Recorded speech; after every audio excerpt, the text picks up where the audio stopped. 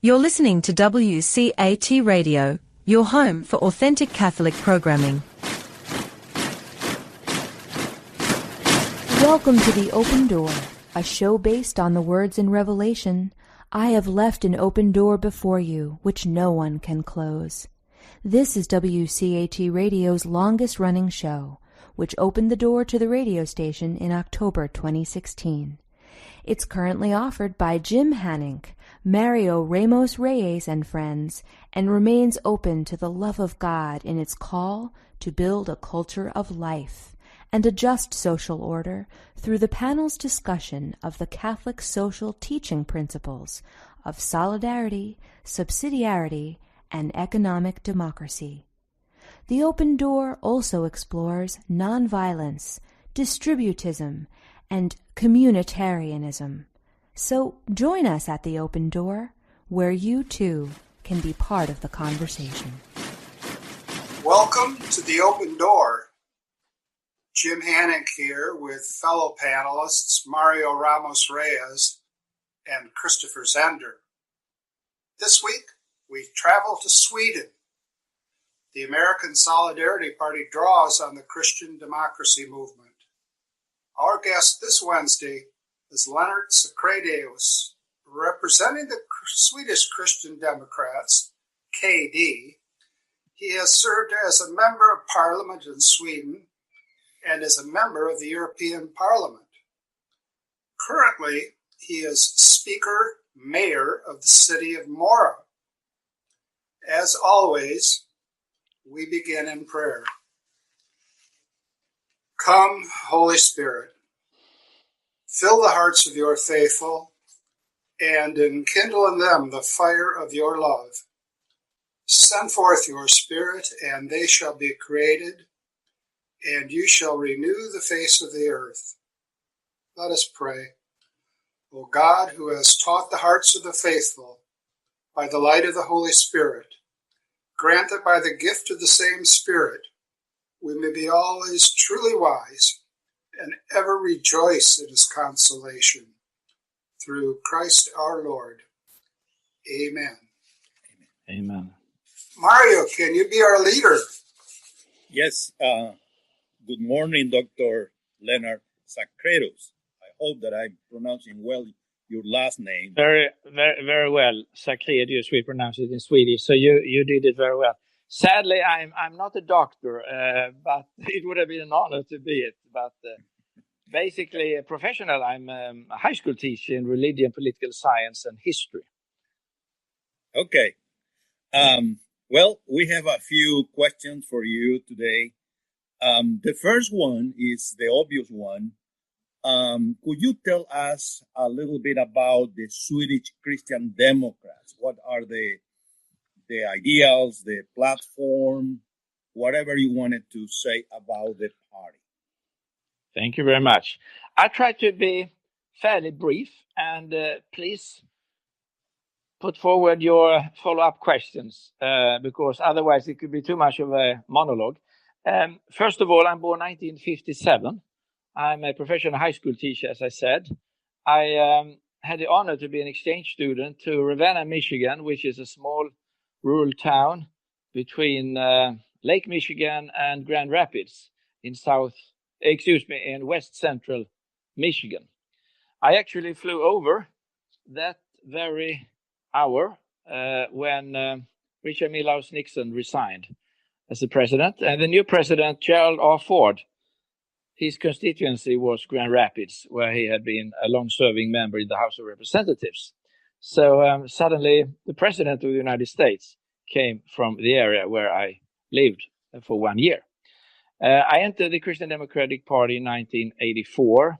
In 1998, I became deputy mayor of my town Mora in west central Sweden, fairly close to Norway, and 4 hours away from Stockholm on train or car. And in the year after, 1999, I surprisingly was elected to the European Parliament as one of two Swedish Christian Democrats. I served there for 5 years, commuting from my small town down to Brussels and in Belgium, and Strasbourg in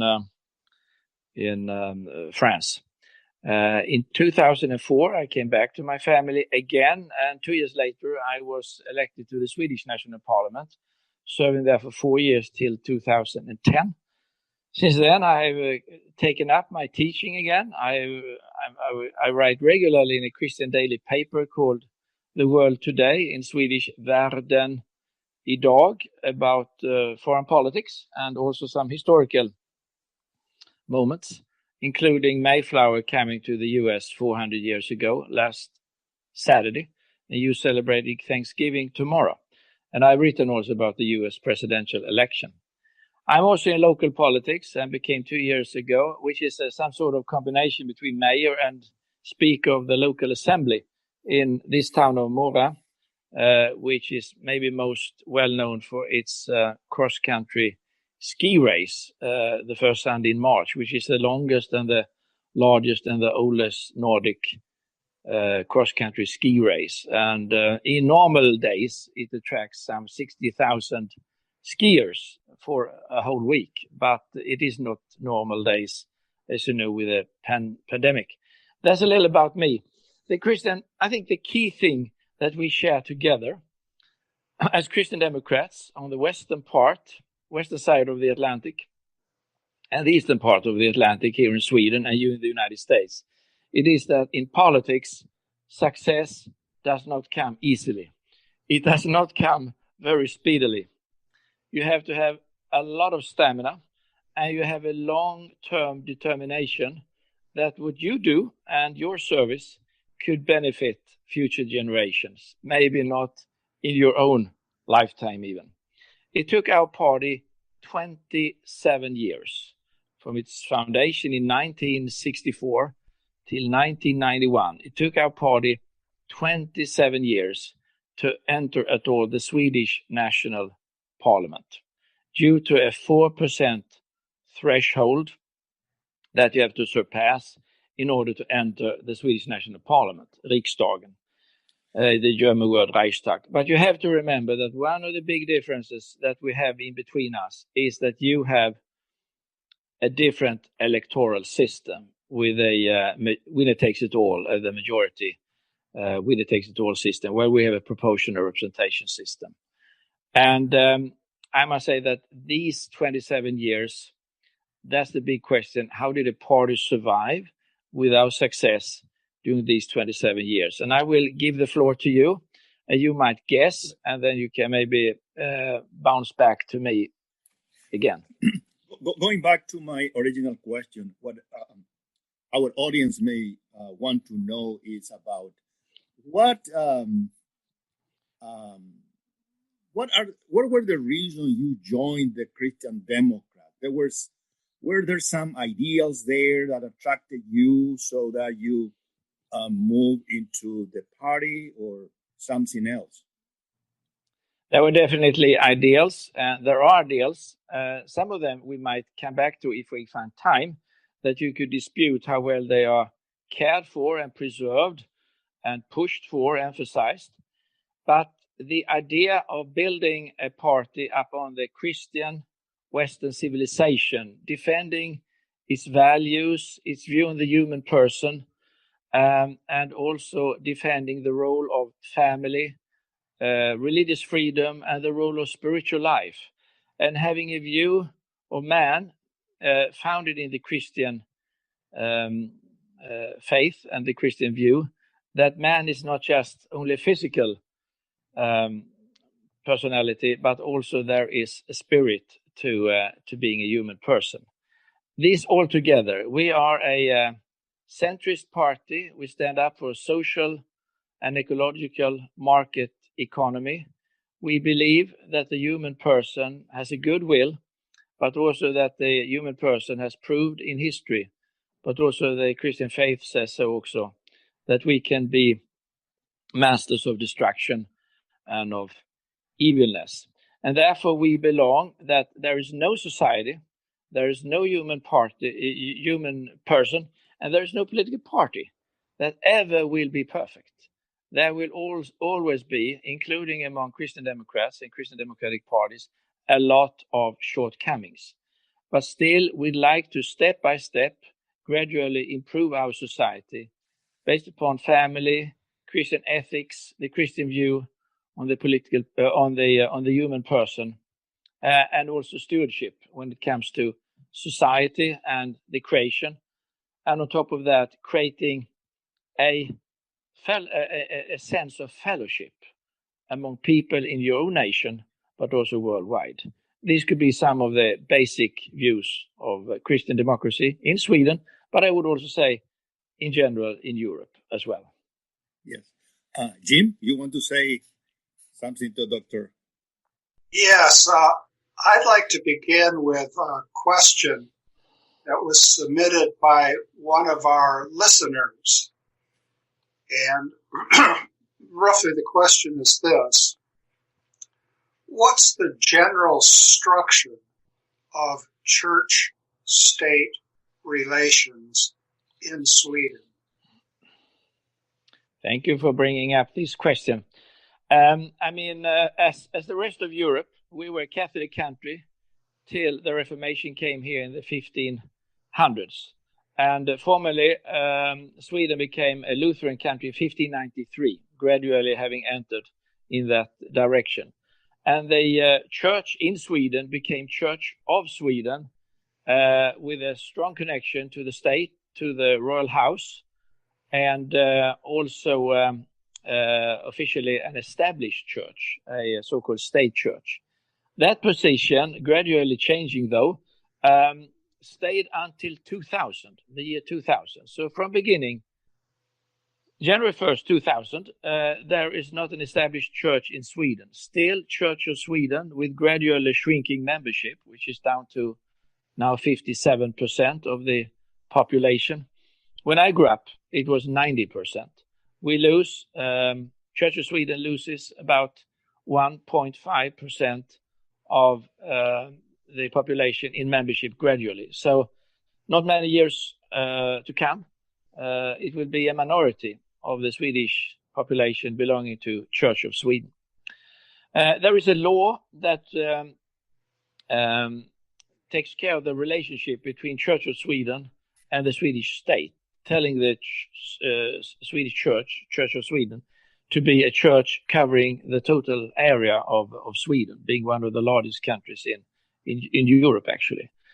We also have other churches, including what we say free churches that could be called evangelical churches, like Pentecostals, Baptists, covenant churches, and so on, and churches that have primarily some sort of background in migration and immigration churches, like the Catholic Church, and also different Orthodox churches. So that's the religious picture. But Church of Sweden is, I would say, a liberal Lutheran church, even more liberal than some of the Lutheran churches that you have over in the United States. But within the church, it's a lot of variety and pluralism, which also tells that there are more conservative, more biblical parts of the church, as well as many of the free churches are more biblical and theologically more conservative. Church going is very low in Sweden, sadly low. It's much, much less than in the United States. Although, as I pointed out, membership statistically sounds fairly impressive, with about 65% of, maybe 65 to 70% of the population belonging to a Christian denomination. Thank you. That's helpful background for us. Christopher? Yes. You mentioned one of the things I want to clarify some more what you mean by political democracy, or Christian democracy. Sorry. Yes. Yeah. I know what you mean by political democracy, I think. Yeah. But you mentioned a social and ecological market economy. I think oftentimes, when we talk about the economy in the United States, our terms are very different. And I think this terminology would be very foreign to most Americans. So perhaps if you would, please explain what you mean by a social and ecological market economy. Yes, thank you so much, Christopher, for your question. The term is not invented by Christian democracy in Sweden, but the leading Christian Democratic Party in entire Europe, the CDU, Christian Democratic Union of Germany, especially in the 50s during Chancellor Konrad Adenauer and his successor, who most of the time Konrad Adenauer was Chancellor of West Germany. This man was Minister of Finance, Ludwig Erhard. And that was to define that we believe in private ownership, which is also reconciled within the Catholic social teaching. But there should be a social and ecological framework within a market economy. You would maybe in America more speak about capitalism, which has another, we put it into maybe another type of context, or other type of emotions in Europe or in a country like Sweden than market economy. So it's private ownership within a social and ecological framework, reconciled with the Catholic social teaching, and emphasizing both the freedom and the responsibility you have as an entrepreneur, but also as a person with private ownership. This would be very, in a very short way, an attempt to try to explain this terminology. And perhaps, if you would, just give a few examples of the social aspect. I think the free economy is fairly clear, but the social aspect, what that entails. Yes, very good. Well, social does not mean socialism, but it means that there is a social concern, that there is a concern about the well-being of the entire population, and that we have a social network and the social security systems that we sometimes call welfare, but that's a term that has its own connotation in the American context as well. But that we built up social security systems. There are basically three of them in Europe, if you make it very broad. You have a liberal one, which is more emphasized on private solutions. You have a Christian democratic, which is a mixture of private and state, but with a great role for churches and charities and other organizations to be part of that. And then you have the social democratic, mainly Scandinavian model, which is primarily state or municipal run. So these are social security systems that are based upon little different, should we say factors, or should we say elements? And that's what we mean with a social framework within the economy. Trying to balance out that in a free market economy, there will be people which will be better off and worse off. Of course, it will be the same, more than so, even worse when it comes to justice and equality, when it comes to a communistic or purely socialistic economical system, which Europe has tried in its Eastern Soviet-dominated countries until 1989, 1990. If I can jump in there, when Lennart was talking about this the view from Sweden, from Europe, that remind me about the same framework that Christian democracy established in Latin America. So the idea of capitalism itself, the term, has a very bad connotation. Now, you can trace back that to the tradition of the Catholic Church and many other factors. But the idea is not the preeminent role of the state. It's not statism. But it's not what in Latin America is called individualism either. It's a middle ground. Eduardo Frei, in his campaign 1960, called revolution, yes, but in liberty. So still there is a role for the market. Now, they did not call capitalist market precisely because the connotation was really very confusing, particularly for the lower classes, if we want to talk about this term. So in American context, I can say something about that, maybe called communitarianism. So Exactly. in other words, principle of subsidiarity. So the state has the money in order to promote intermediate institutions, and they themselves can begin their journey through empowerment and entrepreneurship and so on. That is a very difficult proposition because you are in the middle of two monsters, so to speak. The socialists on the one hand, or the populists, and on the other, the individualists, just free marketeers.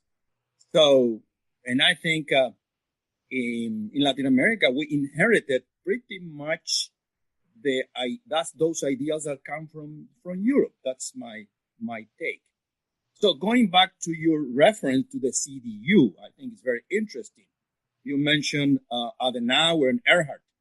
Do you think that these figures, these really witnesses of Christian democratic movement are still alive among young people, at least in small groups, or the memory of these people are completely gone? Well, thank you, Mario, for your very important question. I'm not a German myself, and in these days you travel quite in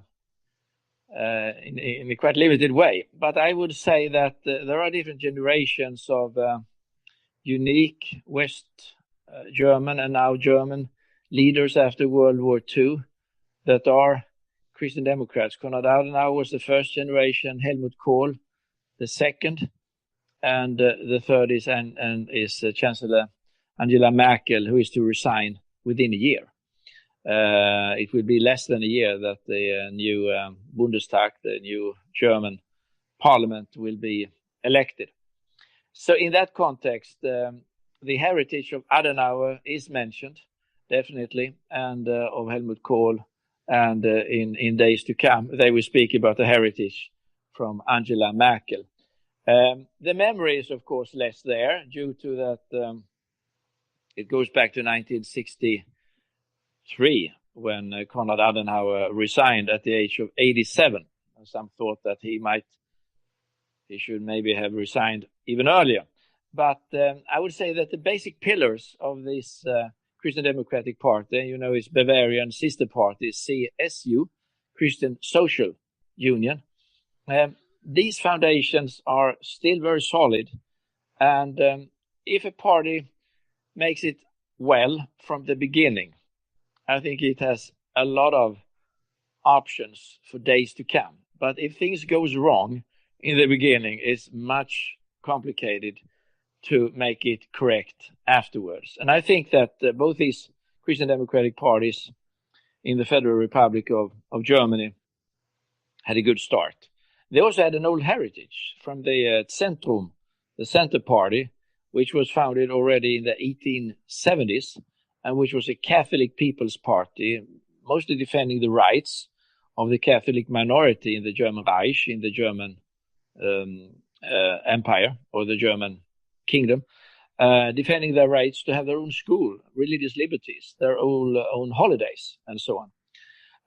But it was very important, and I think this is a part of the Christian Democratic movement also in Sweden, that we are truly an ecumenical party, a party for different Christian faiths, but also for persons without Christian faith, but persons of goodwill. But we are not a party that is the right party to enter for people that are against Christianity, that are against faith and religion, and that are critical to the Christian role in history and in society. And I think we should be clear with that. But you don't have to have a personal faith in that sense. I think also that what Konrad Adenauer did was that he wrote a constitution, and the Christian Democrats wrote a constitution which recognizes the role of faith, the role of God, and the role of the state to always defending the life.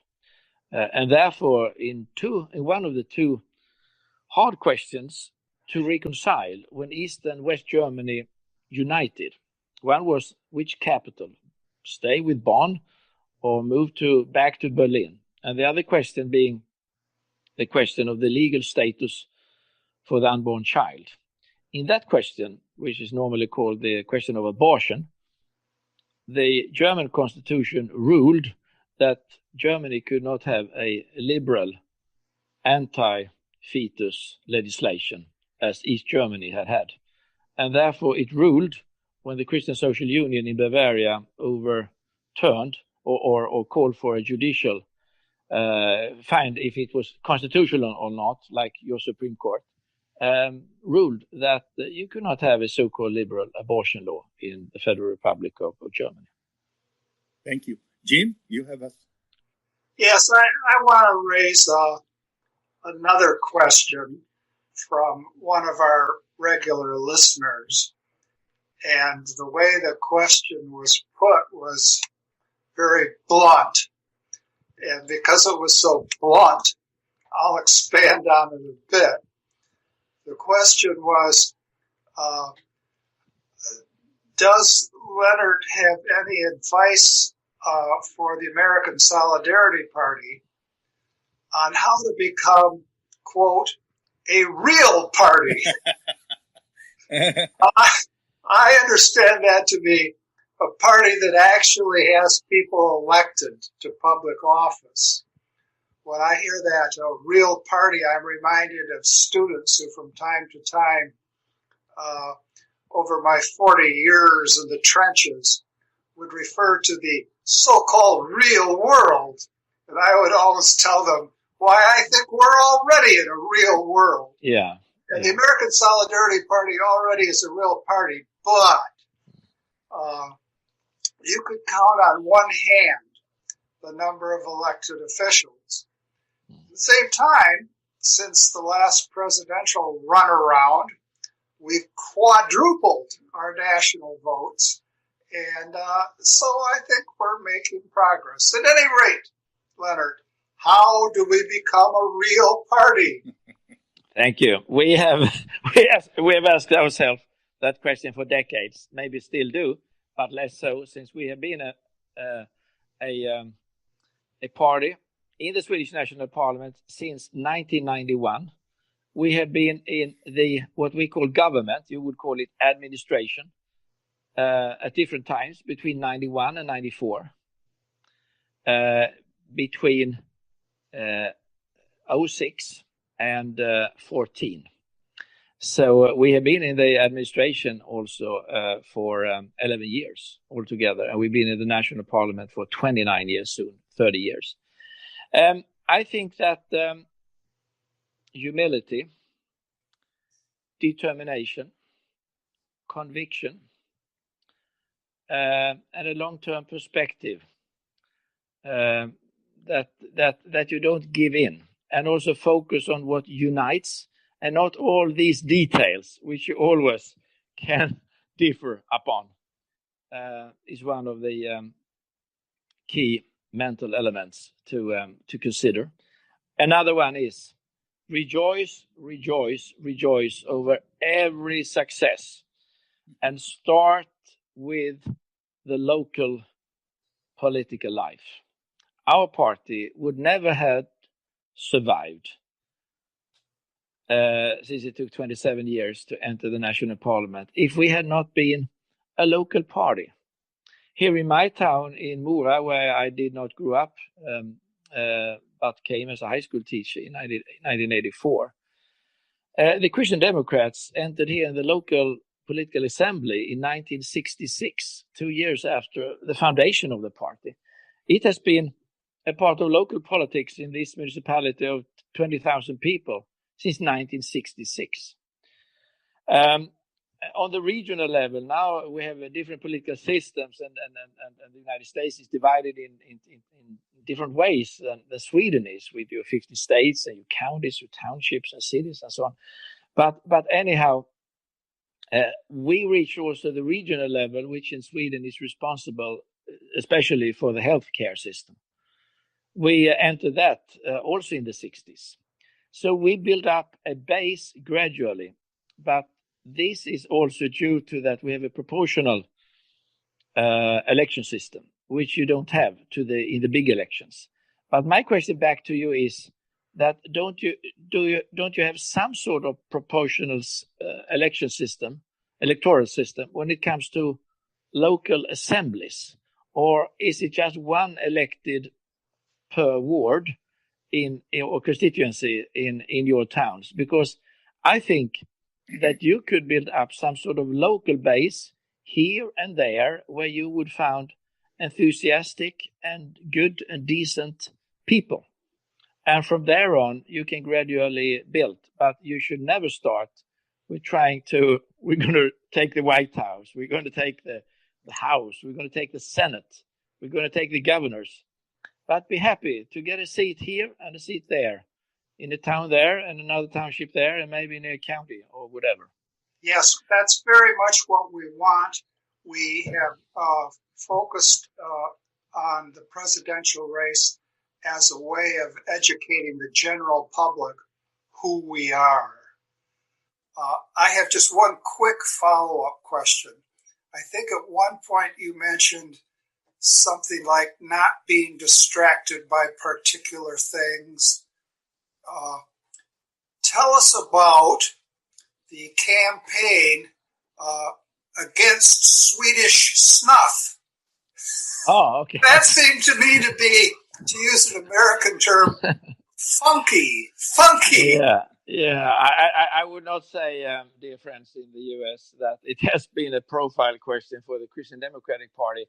But when Sweden, after a fairly close, quite close, less close though than your presidential election, but a fairly close referendum in 1994, we entered the EU, or it was then called, it was called EU at that time, in January 1st, 1995.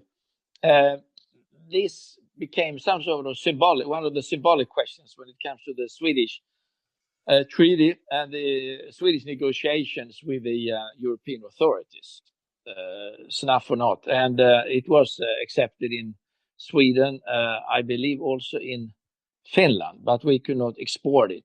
But for some political elements being critical to the EU and also trying to reach a special electorate and also anti-EU sentiment, this was, of course, a question of liberty and national independence and self-determination.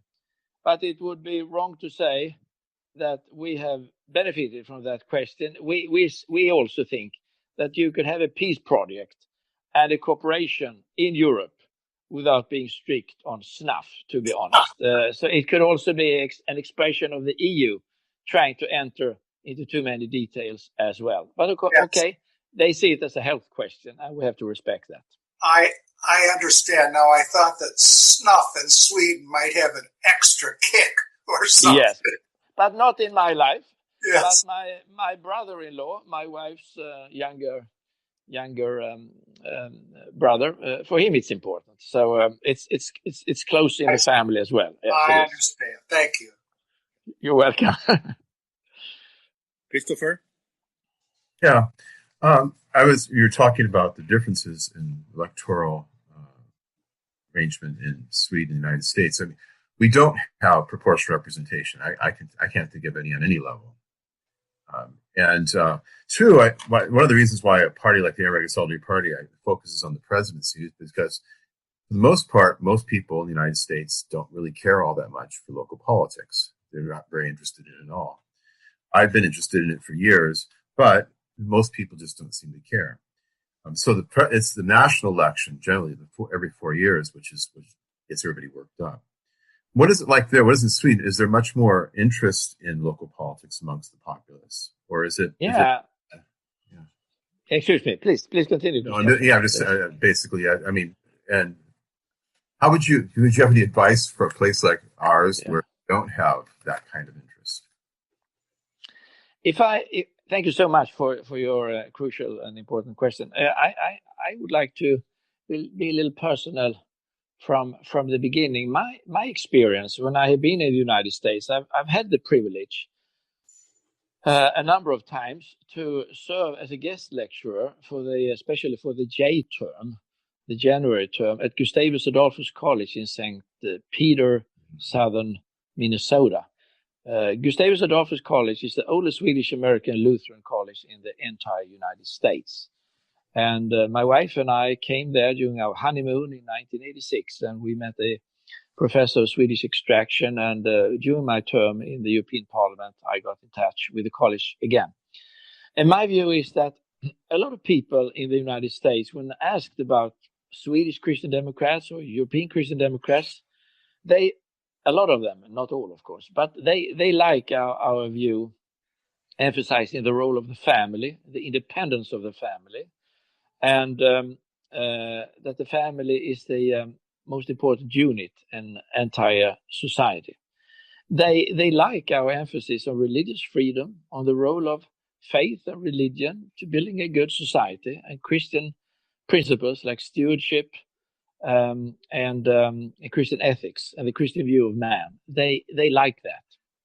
But that would make them, and they also, a lot of them have a very strong sense of what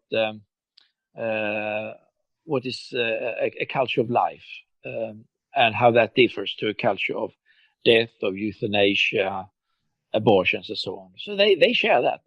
At the same time, they would like to have a just society with access to education, to college education as well, without you having to have too good of a family economy.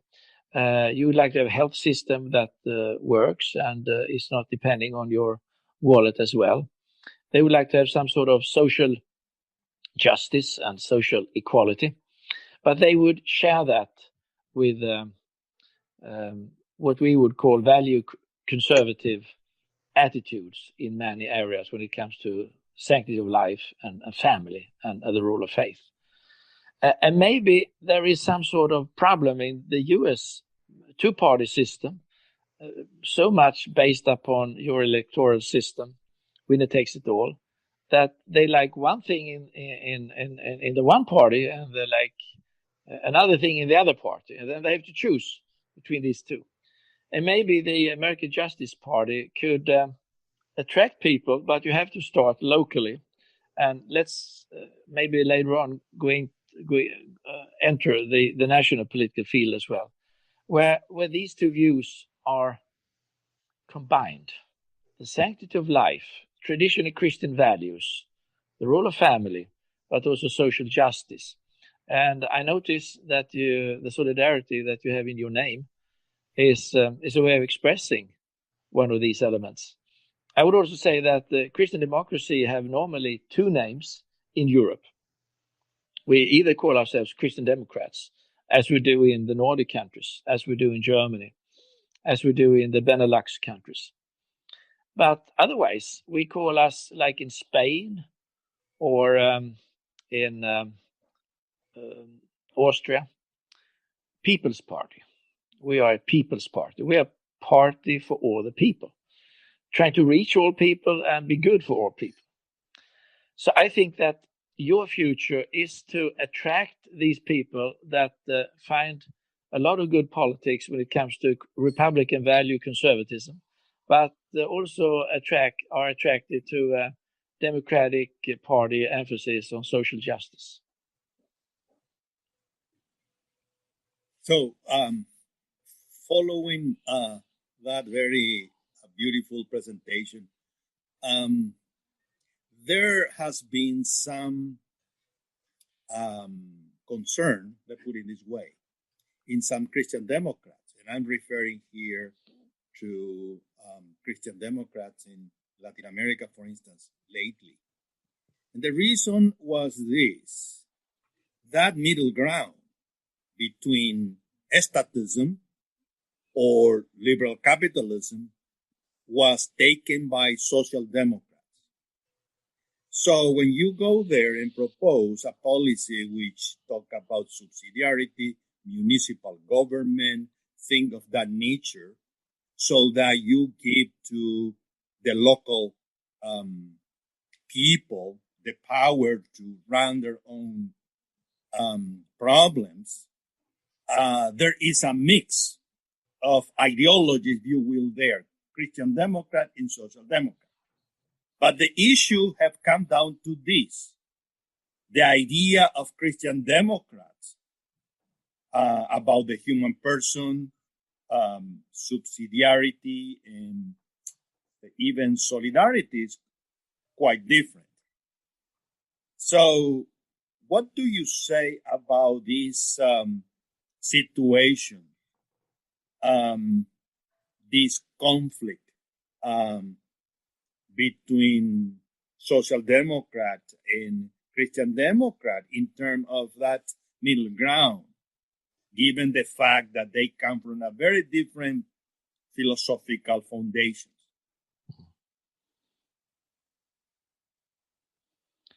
Yes, I would say that not being an expert of Latin American politics, although the Christian Democratic Party of Chile has, at least in early days, been a big inspiration for also our party here in Sweden and many European parties. And you mentioned Eduardo Frei, and I also actually had the opportunity to meet his son, Eduardo Frei Jr., who once became president and also tried for a second term as president of the Republic of Chile, but then failed.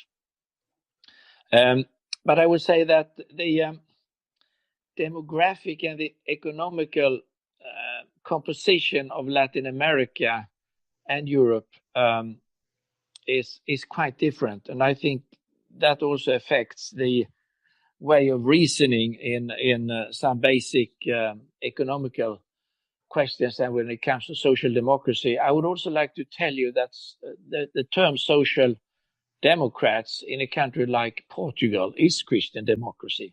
They actually in Portugal call themselves social democrats, while the Social Democratic Party in Portugal call themselves socialists. And the president, UN Secretary General, is a former party leader of the Socialist Party of Portugal. So I can understand the connection.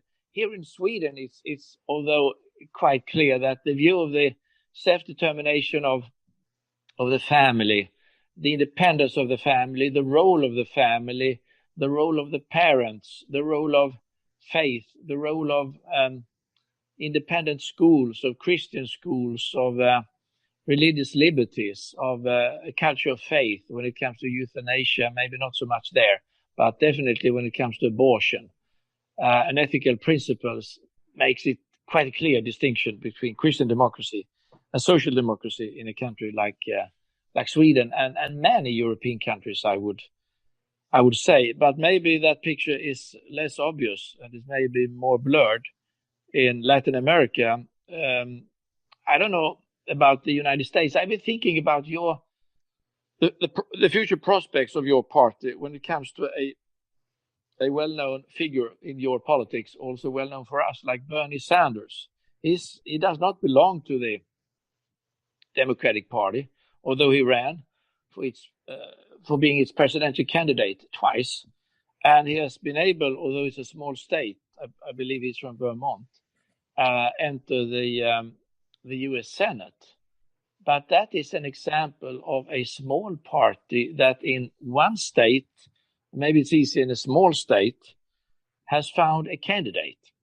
And maybe in a maybe not too distant future, there could be a Christian Democrat running in maybe a smaller state with a Christian Democratic program, attracting moderate Democrats and socially concerned Republicans as some sort of middle ground. Because, I mean, what Bernie Sanders has done is to prove that it is possible to enter the highest positions almost in US politics without belonging to one of the two major parties. Jim, have a follow-up question? Yes, I found your analysis of Bernie Sanders' example to be very helpful. I appreciate that. I'd like Now, though, to shift back to Sweden,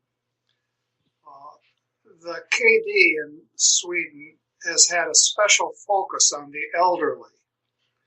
And I'd like to ask you how, during the time of COVID, have the elderly in Sweden fared? How have they fared, especially in care homes? Sadly, the answer is that they have not cared so well. We have, of a population of a little more than 10 million people, a total number of deaths in COVID-19 of about 6,500. And we reached the figure 6,000 already in early summer. So we had during the spring many deaths, especially in the elderly homes, among elderly people. They are mostly run, but not always, but they're mostly run by the municipalities, but they could also be private, if we call it so, entrepreneurs or different foundations running them. And it was obvious that the municipalities, but also the authorities on national level did not manage to put rules and use these rules in a strict and thoughtful way, thereby protecting the elderly. We have a municipality just 70 miles south from where I live, where there died 50 elderly people within just a week. There were cases when maybe the elderly themselves were not aware of that, but where their daughters and sons and relatives felt that entering an elderly home would be so dangerous, so that it would be better to keep them home, although it was hard to give them correct treatment because it was so dangerous. And there are many reasons why it came about to be this. I think this is a low-paid position. There are a lot of people that don't have a full employment that work among the elderly people. They are hired for a few hours here, a day here, or a week there, but they don't have a permanent position. We have a higher degree of immigrant people working there, and with different cultural features, different cultural traditions. And since Sweden has been very much a country of immigrants the last decades, many of them coming from distant cultures and distant countries, the manners and their national cultures is much more social and maybe much more emotional than that of traditional Swedish people. And therefore, a lot of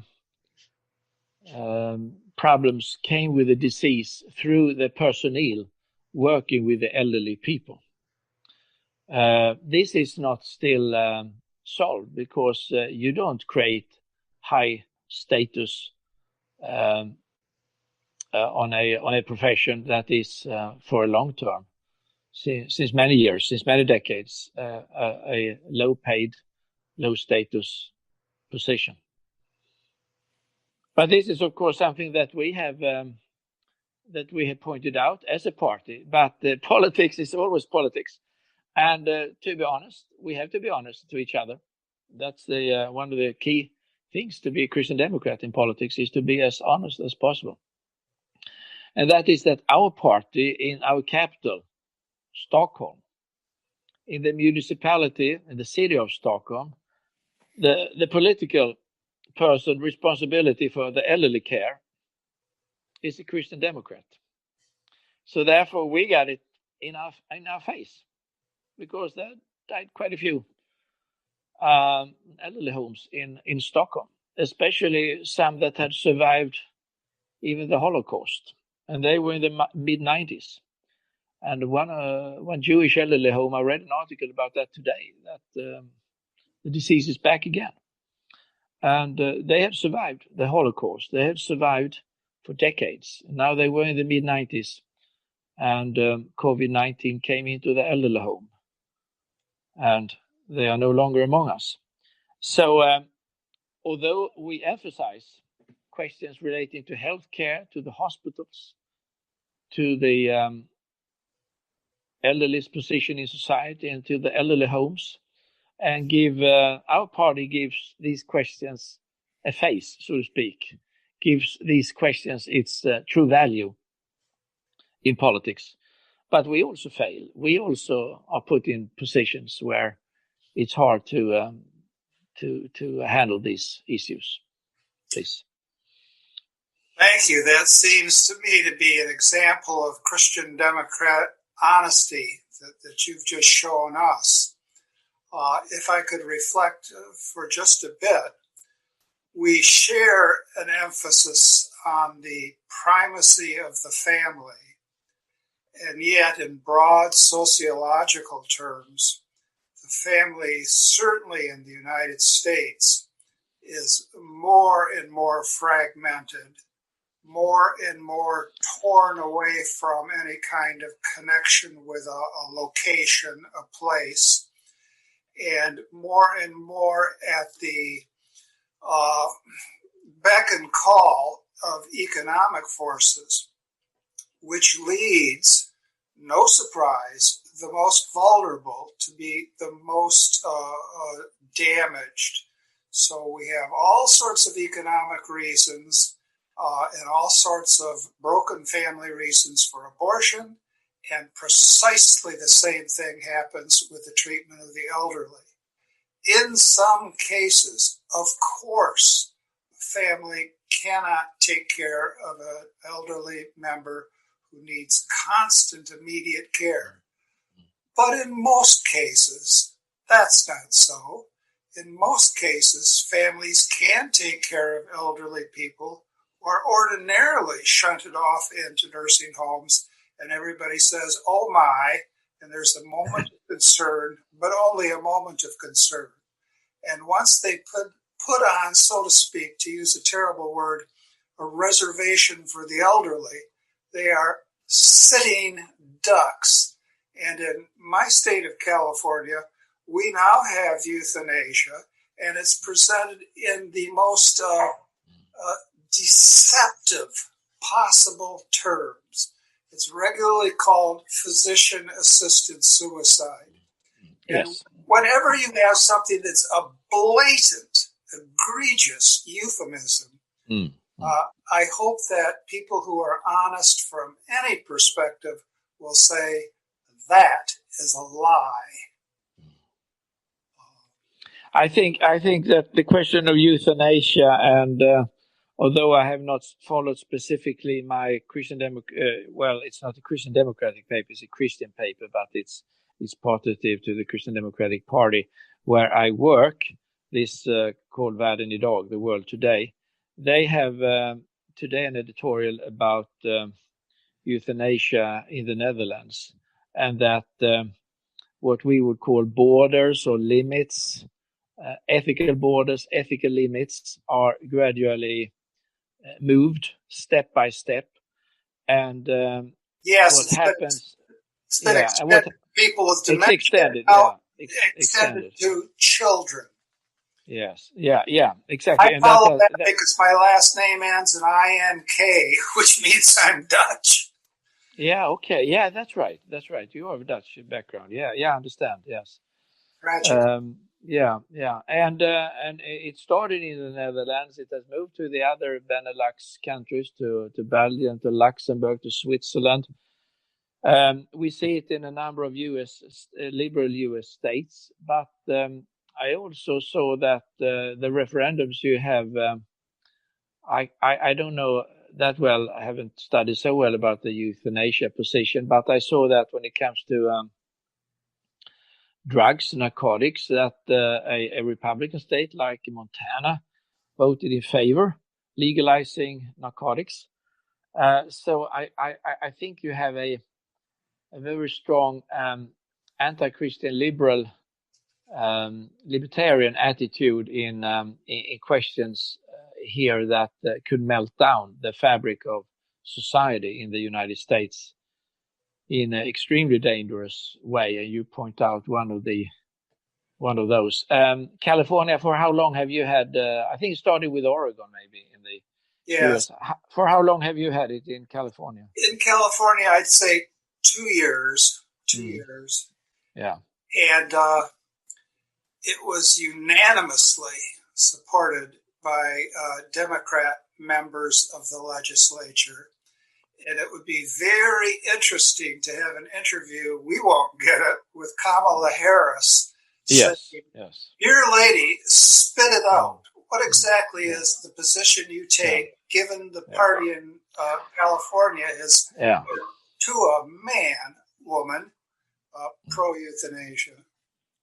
But that won't get asked in any kind of national forum. No. Well, thank you for mentioning it for us, and I would mention it definitely for our paper. You had a referendum in 2018, most likely then, about euthanasia. Yes. Yeah. So it was not just passed by the state. Well, it wasn't a referendum. I'm sorry, not a referendum. No. It was an act of the legislature. In Sacramento. Okay. Yes, split along party lines, but of course the Democratic Party has a supermajority. Yeah, nowadays they have that. So the Republicans voted against that in California, but the great majority of Democrats they passed it on. Exactly. Very, very, very, very sad development. I think these questions really show the importance of a Christian democratic political thinking. And could I just put a question and then elaborate a little more what I mean on that question? You said that you quadrupled the number of votes to the White House. How many thousand people in the United States voted for the ASP? I would say this is what we call a guesstimate. A guesstimate? Yes, guesstimate. Okay, yes. 4 years ago, 9,000. This year, 40,000. 40,000. Okay, thank you. Yeah, because I would say that Christian democracy holds many important ideological features and treasures, I would say, that would be important for other parties and also not at least for the Republicans to develop. So I would say that although it's hard for you to get a public platform, it's a richness in the ideological and philosophical foundation of your party and the worldwide political community that you are a part of, it being the strongest in Europe, but we have also spoken about Latin America, that you are not just something self-invented in the United States. You can relate to something, and maybe you should also use these relations you have to Latin America, that you have to Christian Democrats in Europe, when writing, when speaking, and emphasizing that this is a rich political tradition that is actually some sort of, I would say, American heartland, although it has never been defined in a specific American party before, because I would say that there would be not quoting Richard Nixon now, but some sort of silent majority in the United States that is value conservative, but would like to have more social justice. Yes. Thank you. Gentlemen, we are getting closer to the end of our very, very, very interesting panel. Just a few remarks before closing. What Lennart was saying about the ecumenical dimension of Christian democracy, I think is very important, from Europe to the United States to Latin America. And one of the features I think I find very interesting is that we are distant from this exaggerated emphasis on economicism that come from the left, it comes from the right. And we need to rehabilitate, I think, the center of our experience, which is politics. And politics is, for the Christian Democratic experience, is related to ethics, and then to a view of the human person. And I think that is key. That is why the family is at the center. And if we strengthen that message with, I think, as Lennart said, it will take energy and conviction. I think we will finally we will win, even though that may not be in our lifetime. And so I'm really grateful for Lennart to join us today. And before closing our meeting, Jim, you want to read the gospel for today? Could I just say 30 seconds? Sure. A heartfelt thank you to you. I think about the American flag is red and blue and white. You have a party which is red in the United States. You have a party that is blue in the United States. And the white color is the color of ethics, of cleanness, of Puritanism. Maybe you in the future would have the colors of the three colors of the United States flag, thereby declaring for the people that you have the good things from the Democrats, the good things from the Republicans, and the Christian ethics binding that together. And that is ASP, or U.S. Christian democracy. Thank you very much. All right, then. The gospel for today is from Luke. Jesus said to the crowd, "They will seize and persecute you. They will hand you over to the synagogues and to prisons, and they will have you led before kings and governors because of my name. It will lead to your giving testimony. Remember, you are not to prepare your defense beforehand, for I myself shall give you a wisdom in speaking that all your adversaries will be powerless to resist or refute. You will even be handed over by parents, brothers, relatives, and friends, and they will put some of you to death. You will be hated by all because of my name, but not a hair of your head will be destroyed. By your perseverance, you will secure your lives. Come, Lord Jesus, come." Hello, God's beloved. I'm Annabelle Mosley, author, professor of theology, and host of Then Sings My Soul and Destination Sainthood on WCAT Radio. I invite you to listen in and find inspiration along this sacred journey we're traveling together to make our lives a masterpiece and, with God's grace, become saints.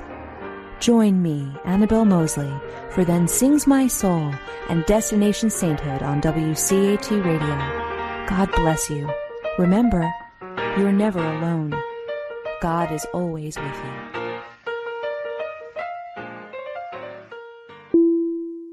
Thank you for listening to a production of WCAT Radio. Please join us in our mission of evangelization. And don't forget, love lifts up when knowledge takes flight.